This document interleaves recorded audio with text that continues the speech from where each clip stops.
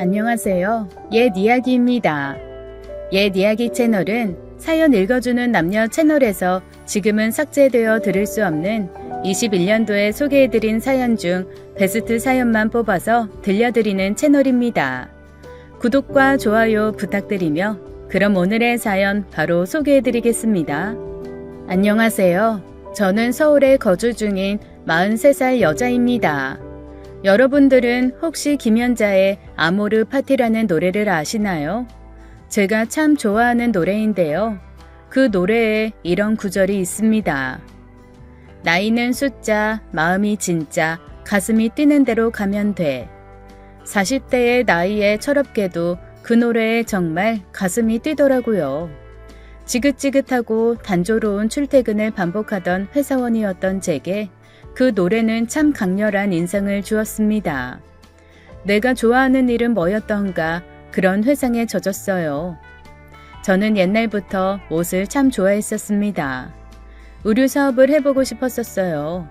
저는 나름대로 큰 중견기업에서 일하고 있었고 곧 차장으로의 진급을 앞두고 있었어요. 그런데 갑작스런 업종 전환이라니 두려운 일이었죠. 그래도 아모르 파티 노래를 들을 때면 가슴이 뛰는 대로 살아야 한다던데 라는 생각이 들었습니다. 하지만 늦은 건 아닐지 장 걱정이 굉장히 많았어요.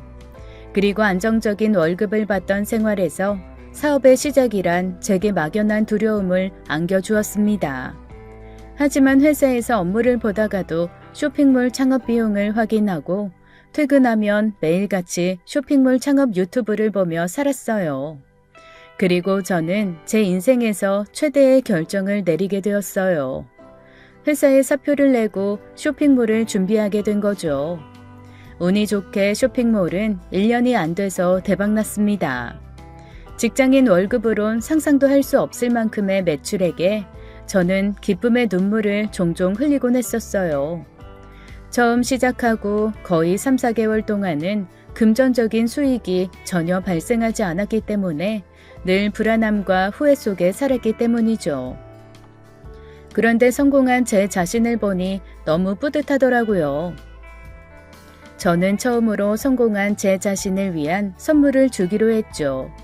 직장을 다닐 때도 보너스가 나오면 종종 호캉스를 갔었어요. 그래도 현실과 타협해 적당한 선의 호텔을 고르곤 했는데 이번엔 아니었습니다. 1박에 60만 원을 훌쩍 넘기는 5성급 호텔 스위트룸을 예약했죠. 기분 좋은 마음으로 디너 뷔페까지 즐기고 라운지에 갔어요. 축하에는 사실 술이나 와인이 빠질 수 없는 법이잖아요. 술은 잘 못하지만 그래도 그날은 기분이 너무 좋았죠. 분위기에 취하는 기분이었달까요? 저는 라운지에 혼자 앉아 와인을 홀짝거리며 야경을 구경했어요. 주변을 둘러보니 다들 가족 아니면 커플끼리 라운지를 즐기고 있더라고요. 나도 애인이랑 이런 곳을 왔어야 하는데 라는 생각이 들었어요. 제가 봤을 땐 제가 여자로서 별로인 것 같지는 않은데 이상하게 주변에 남자가 별로 없었어요. 회사 다닐 때 소개팅이나 선자리가 종종 들어왔지만 그런 어색한 만남을 선호하지 않았기 때문에 거절해서 그런 것 같기도 하고요. 김연자 가수님의 노래 속 연애는 필수, 결혼은 선택이라는 노래처럼 연애에 대해서는 늘 긍정적인 생각을 갖고 있었어요. 물론 결혼도 내심 하고 싶었었죠. 좋은 사람만 있다면요. 결혼보다도 저는 절 닮은 아이를 갖고 싶었거든요. 어쨌든 라운지에 있는 가족들을 보다 보니 이상한 생각에 잠기더라고요. 그래서 그런가 평소 주량보다 와인을 좀 더 많이 마셨던 것 같아요. 머리가 알딸딸하면서 몸이 자꾸 늘어지고 시야가 뿌옇던 기억이 납니다. 연애하고 싶다, 나도. 라고 중얼거리기도 했던 것 같아요. 그런데 취한 저의 옆으로 누군가 다가오는 겁니다. 그리고는 제게 혼자 오셨어요? 라고 조용히 묻더라고요. 고급 호텔 라운지에서 헌팅을 당하다니요. 맨정신이었다면 의심을 했을 텐데 취기가 돌았기 때문일까요? 저는 순순히 혼자 왔는데요. 라고 말했습니다. 얼굴을 쓱 훑어보니 저보다 한참이나 어려 보였어요. 얼굴도 훈훈하고 몸도 좋은 것 같고 피부도 탱탱했죠. 예쁘고 잘생긴 외모를 그 누가 마다하겠어요. 저희는 이야기를 잠시 나누다가 제 호텔방으로 남자와 함께 들어가고 말았습니다. 술이 들어갔다 보니 속 얘기도 하게 되고 저희는 나름 잘 맞는다는 생각이 들었죠. 너는 몇 살이야? 어려 보이는데. 32인데? 너는? 32? 저보다 9살 연하더라고요. 저는 충격에 눈을 휘둥그레 떴고 굳어서 대답도 못했습니다. 이 어린애랑 내가 지금 뭘 하고 있는 거야? 라는 생각이 들었죠. 경악스러워서 술이 번뜩 깨는 것만 같았어요. 왜? 몇 살인데? 너랑 나 또래 아니야? 그렇게 보이는데? 말도 안 되는 소리 하지 마. 나는 41인데. 뭐라고? 41? 남자도 진짜 예상하지 못했는지 입을 떡 벌렸고 저희는 서로 충격으로 굳어 입만 뻥긋거리고 있었죠. 그런데 너, 아니, 누님, 누나 전혀 그렇게 안 보여. 나는 진짜 내 또래인 줄 알았어. 그래, 그렇게 봐줘서 고맙다. 술이나 좀 더 마실래? 놀랬던 마음에 취기가 날아간 것 같아 보였는지 남자는 술을 더 권하더라고요. 저도 내심 남자가 마음에 들었었기 때문에 아쉬운 기분에 술을 물 마시듯이 아주 벌컥벌컥 마셨습니다. 얘랑은 오늘이 끝이겠다 라고 생각했어요. 당연한 거 아니겠어요? 그 누가 9살 연상의 여자를 만나고 싶겠어요. 물론 만나시는 분이 있는 건 알지만 첫인상에서 9살 연상이라는 말을 들으면 누구든 부담스럽기 마련이니까요. 어리지만 젠틀하고 멋진 남자였는데 이대로 놓치는 게 아쉽더군요. 그러면서 제 나이가 참 신경 쓰였어요. 못해도 5살만 어렸더라면 어떻게 해볼 수 있었을 텐데. 아니 못해도 30대만 되었었다면 붙잡아 볼 수 있었을 텐데 하고요. 너무 아쉬웠는데 남자가 글쎄 나는 연상도 좋게 생각해. 9살 차이는 생각해 본 적 없긴 한데 누나는 그렇게 보이지도 않고 이야기 나눠보니까 나랑 잘 맞는 것 같아. 세대 차이 그런 것도 안 나고 우리 몇 번 더 만나볼래? 라고 하는 거 있죠? 저는 거기서 쿨한 척 그래 라고 말했지만 속으로는 심장이 미칠 듯이 두근두근 뛰었어요. 사실 이렇게 헌팅으로 만났고 남녀가 둘 다 술에 취한 상황이면 육체적인 관계로 빠지기 쉬운 건 사실이잖아요. 그런데 남자는 그런 쪽으론 전혀 관심 없어 보였어요. 여자인 저를 위한 배려라는 생각이 들었죠. 그리고 남자도 진중한 사람 같다라는 생각도 들었어요. 그렇게 계속 남자와 연락은 이어졌고 만나면 만날수록 나이와 상관없이 참 좋은 사람이다 싶더라고요. 연인 사이가 아니더라도 놓치기 싫은 사람이었어요. 일단 배려심이 너무 깊고 모든 걸 제게 맞춰주는 거예요. 그렇게 지내다가 저는 남자에게 고백을 받게 되었어요. 저는 그 고백을 받고는 우리 나이 차이 때문에 너무 신경 쓰여. 이래도 되는 걸까? 남들이 나를 욕할 것 같아. 무슨 소리야. 넌 내가 아는 사람 중에 가장 멋진 사람이야. 일도 잘하고 너랑 함께하면 늘 긍정 에너지를 받아. 나이가 무슨 대수야? 연예인들 보면 9살 연상연하 커플도 참 많아. 그건 연예인들 얘기지. 그리고 그 연예인들은 돈이 많으니까 어린애들 만나는 거고. 너도 돈은 많잖아. 친해지면서 제 수입에 대한 부분을 살짝 공개한 적이 있어요. 솔직하게 말하자면 나름 어필을 하고 싶은 마음이 없진 않았죠. 아무튼 고민하는 제게 남자는 계속 괜찮다고 말을 해주었고 결국 저희는 연상연하 커플로서 예쁜 연애를 시작했습니다. 자기는 왜 그동안 연애를 안 했어? 능력도 좋고 외모도 예쁜데. 그냥 너무 바빴던 거지. 주변 지인들은 다들 결혼하지 않았어? 자기는 결혼 안 하고 싶었어? 대부분 결혼할 사람들은 다 했지. 결혼은 안 해도 아기는 갖고 싶었어. 나는 얼른 화목한 가정 이루는 게 꿈이었어. 그와 저는 가치관도 꽤나 잘 맞았어요. 그는 제 이야기를 듣고 며칠간 고민을 했나 봐요. 갑자기 제게 난 자기 사랑하는데 나에 대한 마음이 확실하다면 우리 빨리 결혼하는 건 어때?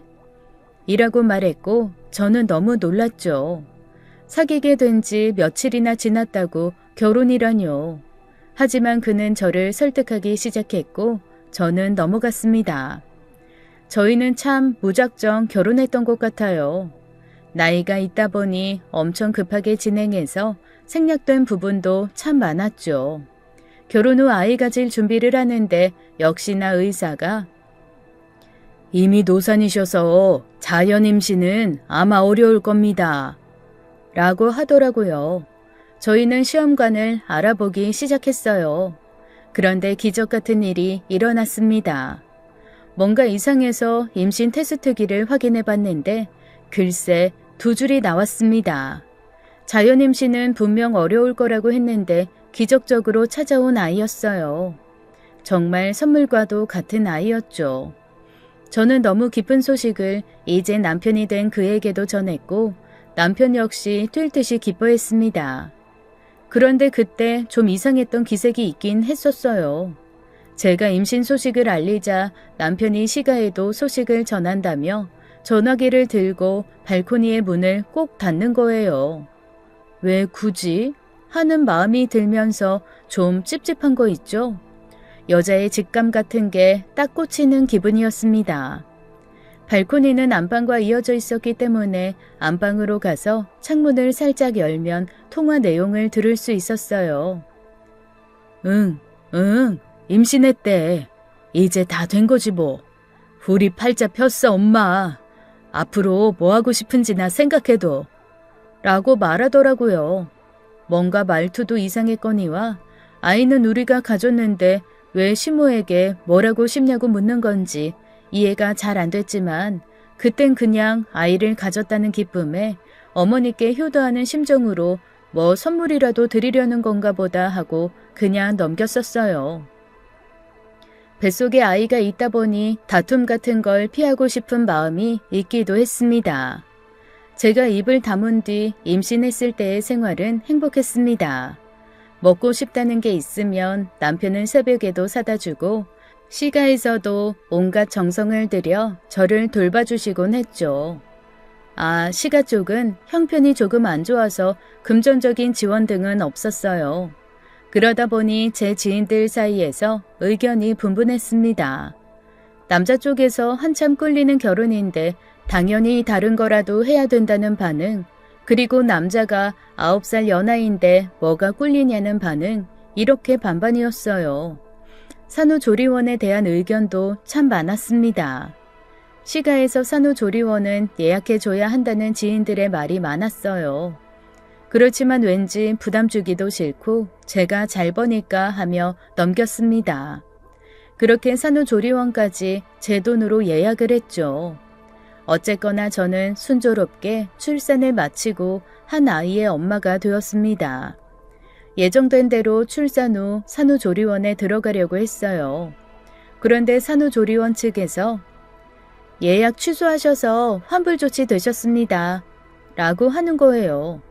아니 예약 취소를 한 적도 없고 환불 받은 기억도 없는데 말이죠. 저는 산후조리원에 따지고 들려고 했어요.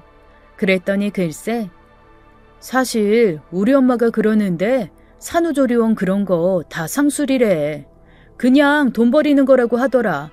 그래서 그냥 취소했어. 아니 뭐? 남편이 산후조리원을 제게 상의도 없이 취소했다더라고요.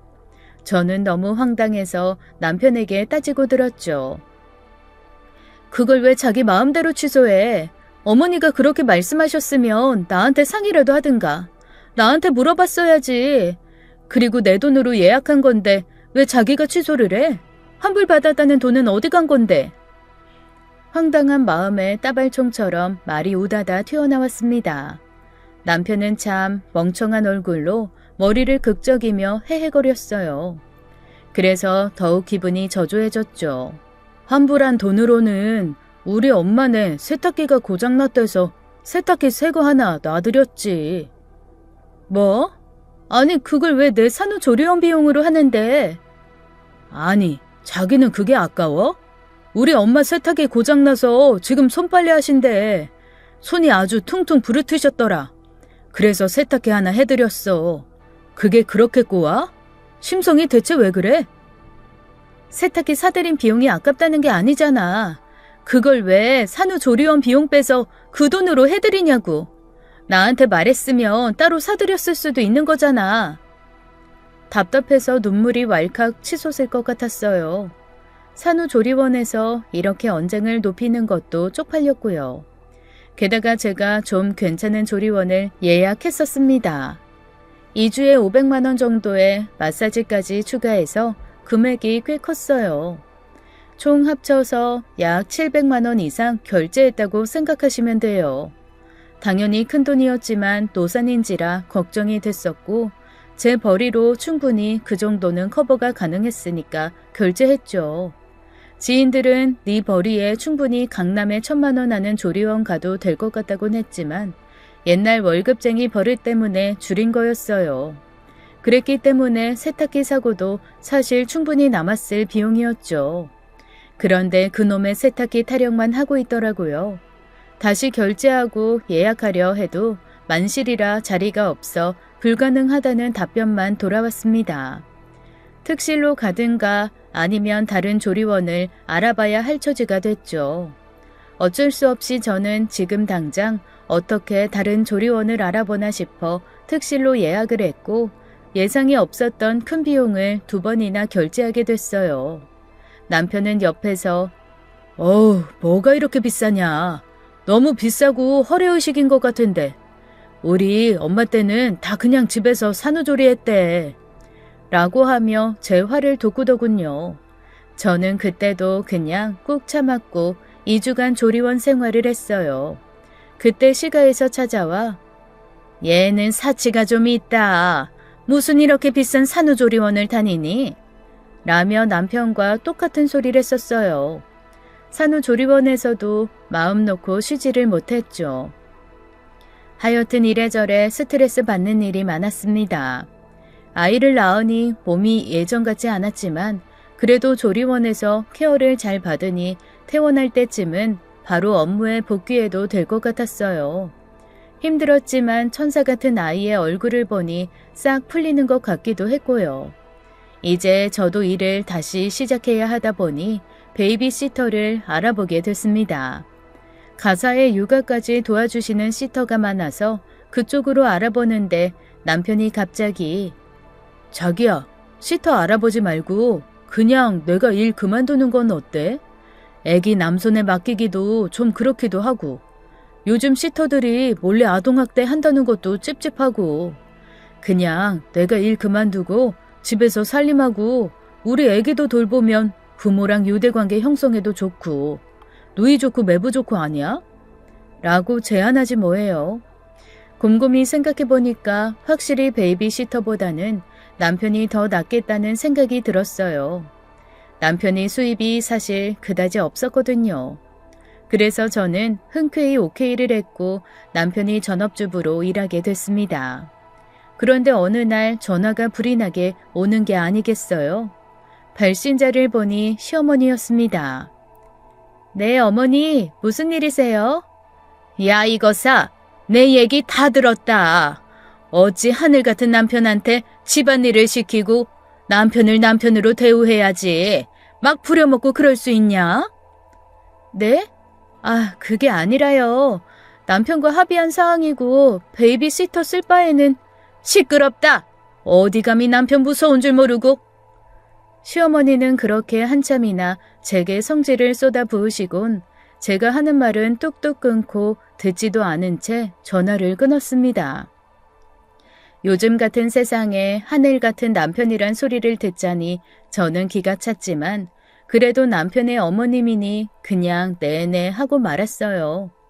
그날 남편에게 이 이야기를 해주었더니 남편은 우리 엄마가 너무 옛날 사람이라 그래.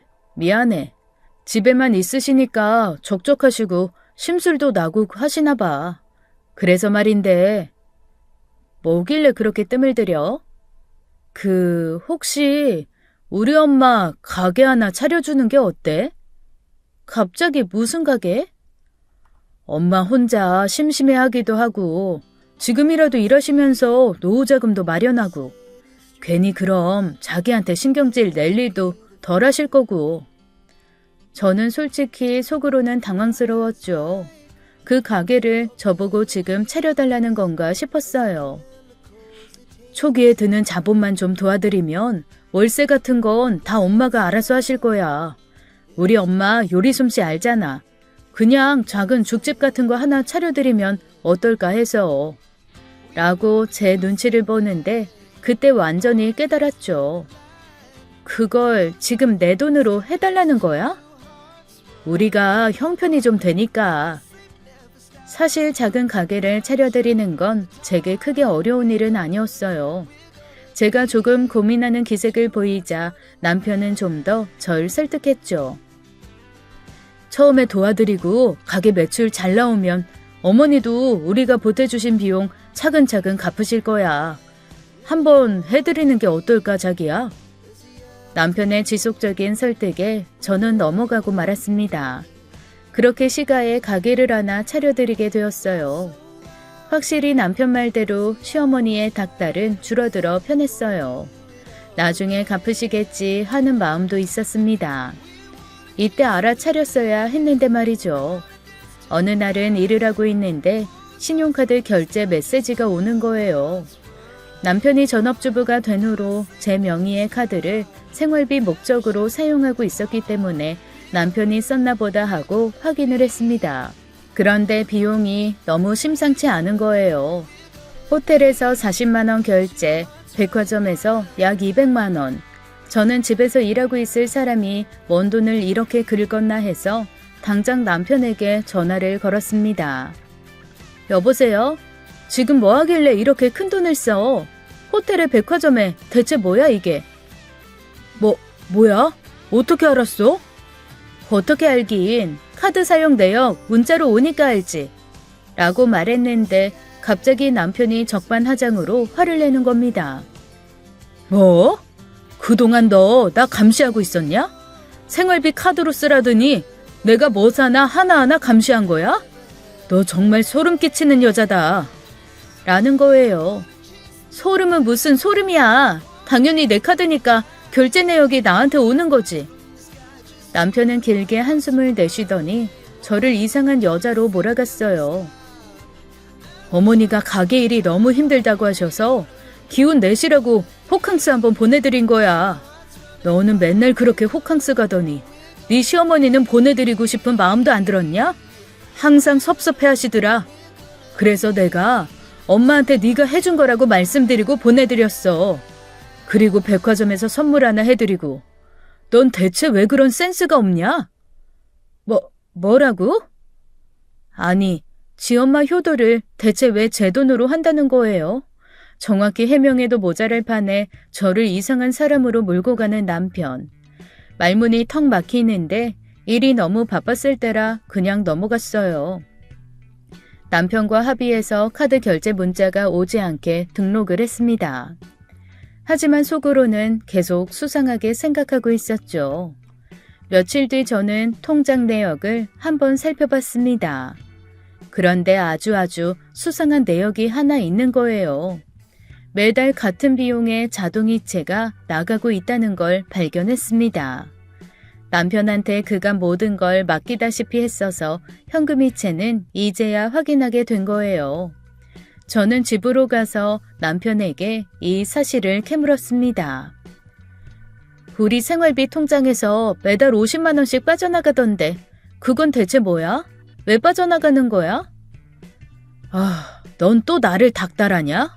엄마 말대로 내가 집에만 있고 돈 안 벌어오니까 날 무시하는 거야 뭐야? 갑자기 무시 이런 소리가 왜 나와? 나는 이 자동이체가 뭐냐고 물었어. 남편은 또다시 저를 천하의 불효녀라는 듯 쳐다보기 시작했어요. 우리 불쌍한 엄마한테 생활비 좀 드렸다. 그동안 나 먹이고 입히고, 나 때문에 우리 엄마는 먹는 거 줄이고 입는 거 줄이며 살았어. 그래서 생활비 좀 드렸는데 그게 그렇게 싫니 넌? 이렇게 눈을 뒤집고 나를 추궁할 일이냐고 이게. 야! 저는 처음으로 언성을 높였습니다. 적적하다고 가게 해드려, 호캉스 보내드려, 명품 사드려. 대체 제가 여기서 못한 게 뭐예요? 며느리로서 도리는 다 지켰다고 생각했는데 이건 참을 수가 없었죠. 그걸 대체 왜 내 돈으로 하는데? 효도하고 싶으면 네 돈으로 해. 지금까지 네 집안에 보낸 돈만 얼만 줄 알아? 너는 우리 엄마가 불쌍하지도 않냐? 맨날 네 SNS 보면서 얘는 이런 곳도 가보는구나, 이런 음식도 먹어보는구나 신기해하는 엄마 보면서 내 가슴이 찢어질 것 같더라. 근데 넌 우리 엄마도 그런 곳 모셔갈 생각은 없고 우리 엄마를 기생충 취급하고 있는 거잖아. 말이 통하지 않는 벽과 대화하는 기분이었어요. 제가 벌어둔 돈으로 맛있는 거 먹고 좋은 곳 가겠다는데 왜 제가 시어머니를 제 돈 주고 챙겨야 하는 건지 원. 저는 남편에게 온갖 정이 다 떨어지는 걸 느꼈죠. 가게도 차려드렸는데 생활비는 왜 필요해? 게다가 월세는 알아서 내신다고 하더니 결국 다 내 돈으로 하고 있잖아. 대체 어디까지 해드려야 하는 건데? 가게로 뭐 얼마나 번다고 그러냐? 우리 엄마도 젊었을 때 못 누린 호강 좀 누리게 해드릴 거야. 알아보니까 아무리 부부 사이라고 해도 제 돈을 몰래 쓴 건 충분히 이혼 소송감이더라고요. 저는 이때 남편에게 정남이가 다 떨어져 이혼을 생각하고 있었죠. 그런데 아이를 아빠 없이 키울 생각하니 막막하더라고요. 사회적인 시선도 그렇고 또 젊은 엄마가 아니다 보니 뭐 이런저런 걱정이 참 많아 이혼을 고민하고 있었습니다. 그런데 어느 날 출근을 하기 위해서 차에 타는데 못 보던 기스가 선명하게 나 있는 거예요. 아무리 기억을 되짚어봐도 어디 긁힌 기억도 없고요. 그래서 저는 블랙박스를 열어 충돌 영상을 확인하려고 했습니다. 그리고 그 순간 모든 판도라의 상자가 열리고 말았어요. 최근 충돌 영상에는 남편의 음성이 녹음되어 있었어요. 그리고 제가 알지 못하는 한 낯선 젊은 여자의 목소리. 오빠, 웬 외제차를 끌고 왔어? 원래 차는 어디로 가고? 누구 거야? 오늘은 기분 좀 내려고 가져왔지. 늙은 여우 건데 내 거나 마찬가지야. 아, 오빠 와이프 거구나? 그 여자도 참 웃긴다. 그치? 일에 미쳐서 자기 남편은 뭐하고 다니는지도 모르고. 나이도 많아가지고 뭐 신경이나 쓰겠어? 나한텐 그냥 돈이나 벌어오는 기계지 뭐. 그 덕에 너랑 나랑 호텔도 가고 재밌잖아. 나야 너무 좋지. 믿을 수 없는 대화였어요. 저를 늙은 여우라고 지칭하고 있더라고요. 게다가 둘은 제 돈으로 아주 행복한 욜로 라이프를 즐기고 있었어요. 너무 큰 충격을 받아서 손이 덜덜 떨렸습니다. 저는 블랙박스 영상을 저장해서 시가에 전송했어요. 당신 아들이 이런 남자다라고 충격을 주려고 한 일이었는데 시어머니는 글쎄, 별것도 아닌 걸로 혼자 오버하는구나. 원래 남자라는 동물은 다 그래. 애도 있는데 이혼하려고 그러니? 그럼 욕먹는다. 애한테도 못할 짓 하는 거야 너. 편부모 가정에서 애를 키울 셈은 아니지? 난 내 손주 그런 꼴 당하는 거 못 봐. 어린 남자 만나려면 그 정도는 네가 감수해야 하는 부분인 거다. 남자는 다 여자 밝히게 돼 있어. 라는 헛소리나 들어놓으셨습니다. 저는 이 내용은 전부 녹음해 두었죠. 나중에 이런 녹음들이 굉장히 도움된다고 하더라고요. 일부러 저도 남편이 바람핀 걸 인정하는 말을 시모 입에서 나오게 하려고 유도하며 전화 통화를 진행했어요. 남편이 저 몰래 바람을 피우고 다닌다는 사실을 말하는데도 그런데 나 요즘 돈이 좀 모자란데 100만 원만 좀 이체해 주렴 라고 낯짝 두껍게 나오는 거 있죠. 남편이 지은 말을 아주 쏙 빼닮았더라고요. 저는 그동안 그들의 물주였던 겁니다. 시간은 저에게 기생한 채로 살아가고 있었던 거예요. 그렇다면 만약 기생충에게 숙주가 없어지면 어떻게 될까요? 저는 말없이 시가의 뒤통수를 때릴 수 있는 방법을 생각했어요. 우선 남편이 들고 다니는 생활비 카드를 정지시켰습니다. 그리고 시어머니께 차려드린 가게 월세 비용 이체도 싹 중단했어요. 중단했던 카드 결제 내역 알람도 다시 설정했습니다. 그러자 계속해서 카드 결제 실패 문자가 날아오더라고요. 평상시에 저 몰래 뭘 그렇게 긁고 다녔는지 원. 어차피 결제 알람만 안 온 거지 내역은 전부 남아 있었어요. 무슨 호텔이 어찌나 그렇게 많은지요. 남편 말에 넘어가 결제 내역 같은 거 확인 안 한 저도 미련한 여자였죠. 그래서는 안 됐었는데 여하튼 카드를 정지해버리니까 득달같이 전화가 오던데요. 뭐야 당신? 카드가 갑자기 정지됐다는데? 나 몰래 카드 정지했어? 정지했는데? 뭐? 그걸 왜 나한테 말도 안 하고 정지를 해? 자기도 맨날 나한테 말도 안 하고 네 엄마한테 뭐 갖다 바치고 내 거 취소하고 그랬잖아. 나는 그러면 안 되는 이유라도 있니? 게다가 카드도 내 카드인데. 너 정신 나갔어? 왜 이래 갑자기? 그간 고분고분 넘어가 주니까 제가 아주 만만하게 보였던 거죠. 남편은 갑자기 변해버린 제가 낯선지 말을 더듬었어요. 게다가 할 말을 잃었는지 계속 왜 이러냐며 똑같은 말만 앵무새처럼 쫑알쫑알 반복하더라고요. 얼른 빨리 어떻게 좀 해봐. 나 지금 결제해야 되는데 쪽팔려서 어떡해. 점원이 이상하게 쳐다본단 말이야. 또 집안일은 안 하고 어딜 싸돌아다니는데 대체 살림하는 네가 쓸 돈이 뭐 그리 많니? 바깥에서 돈 좀 쓸 수 있는 거 아니냐? 육아랑 살림만 했더니 우울증이 와서 그런다. 친구들이랑 술 한잔 했는데 내가 쏘기로 했다고. 근데 쪽팔리게 이게 뭐야? 내 계좌로 빨리 돈 입금이라도 해줘. 헛소리 좀 하지 마. 네 친구들이랑 부어랑 마셔라 한 걸 왜 내가 내? 그리고 돈은 내 돈 쓰는데 생색은 왜 네가 내고 다녀? 우리 부부 아니야? 네 돈이 내 돈이고 그런 거지. 그러세요? 방금 보니까 호텔은 어쩜 그렇게 자주 갈 수 있을까? 나 꼬셨던 것처럼 거기서 여자 꼬시고 다녀? 돈 많은 척 행세나 하면서? 뭔 소리야? 또 카드 내역 검사했냐? 검사는 무슨? 내가 내 카드 내역 보겠다는데 그 여자랑 재밌게 잘 놀러 다니더라. 뭐? 그게 무슨 소리야? 남편은 이런 상황이 닥칠 거라곤 예상도 못했나 봐요. 멍청한 사람이라 그런지 언제든 제가 카드 내역을 확인할 수 있다는 걸 몰랐던 걸까요? 저는 아직까지도 남편이 당당하게 제 카드로 호텔에서 결제를 해댔던 게 이해가 가질 않네요. 다행히 바보 천치처럼 그려줘서 제가 남편의 길을 누를 수 있었죠. 블랙박스에 찍힌 거 다 봤어. 내 욕하고 싶어서 어떻게 참고 다녔어 평소에? 오해야. 내가 다 설명할게. 일단 우리 만나자. 누나, 일단 만나서 얘기해. 오해는 개뿔이 무슨 오해니? 내 차에 기스 제대로 냈더라. 난 내 거 사설에 안 맡기는 거 알지? 수리비 물준비나 해. 돈 없으면 그 여자한테 손 벌려보든가.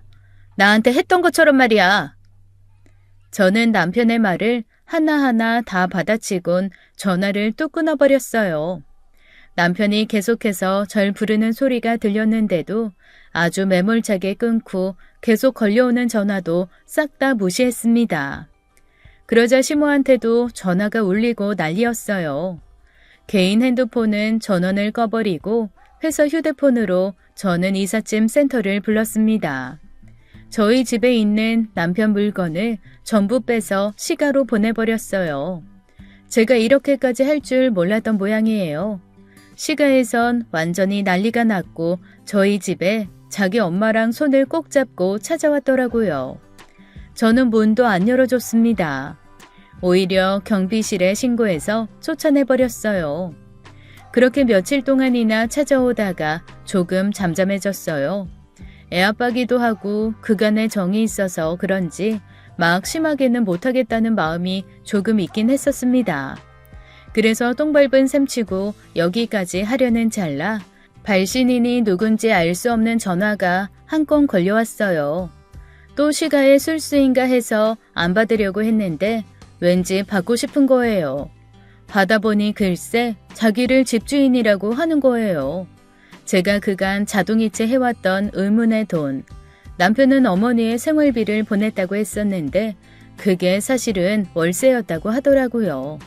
그러고 보니 매달 생활비를 보내드리는데 저한테 돈이 모자라니 100만 원을 보내달라고 할 이유가 없었죠. 저는 그 집주인에게 집 주소를 묻고 차를 몰아 찾아갔어요. 평소에 저라면 안 그랬을 텐데 계속 묘하게 신경 거슬리는 기분이었거든요. 어쨌든 가서 알려준 주소의 문을 두드리니 안에서 여자 목소리가 들려왔어요. 누구세요? 라고 안에서 묻는데 귀에 낯익은 목소리더라고요. 제가 쇼핑몰을 하다 보니 고객 전화 응대를 할 때도 많아요. 그래서 그런지 목소리를 자주 듣고 또 잘 외웁니다. 누구 목소리인지 딱 생각이 났죠. 블랙박스에서 조수석에 앉아 남편과 함께 제욕을 하던 여자였습니다. 제가 말이 없자 안에서 여자가 문을 살짝 열어 확인하더라고요. 전혀 저를 못 알아보는 눈치였고 고개만 갸웃거리고 있었어요. 저는 당당하게 말했죠. 여기가 내 집이라고 해서 와봤어요. 나도 모르는 내 집이 있었더라고요. 비꼬는 말에 여자는 제가 누군지 눈치챈 얼굴이었어요. 저는 여자를 밀치고 실내로 들어갔고 집을 확인했습니다. 완전 둘만의 신혼집을 차려놨더라고요. 남편과 여자가 함께 찍은 사진이 벽에 걸려있고 커플 쿠션도 있고 그냥 신혼집 그 자체였어요. 제가 남편에게 사준 옷도 발견할 수 있었습니다. 남편은 그간 제 돈으로 불륜녀와 신혼집을 차렸던 거였어요. 백화점에서 긁었다던 가방들도 다 불륜녀의 선물이었죠. 전 나가라며 소리치는 불륜녀의 머리채를 잡았습니다. 그리곤 집안을 헤집으며 물건을 부수고 찢고 난동을 피웠죠. 센터를 불러 이 집에 있는 물건을 싹 빼달라고 했어요. 어차피 다 제 돈으로 산 물건일 테니까요. 불륜녀는 울고불고 난리였지만 저를 막지는 못했어요. 스스로도 안 거죠. 이건 본인 물건이 아닌 제게 맞다는 걸요.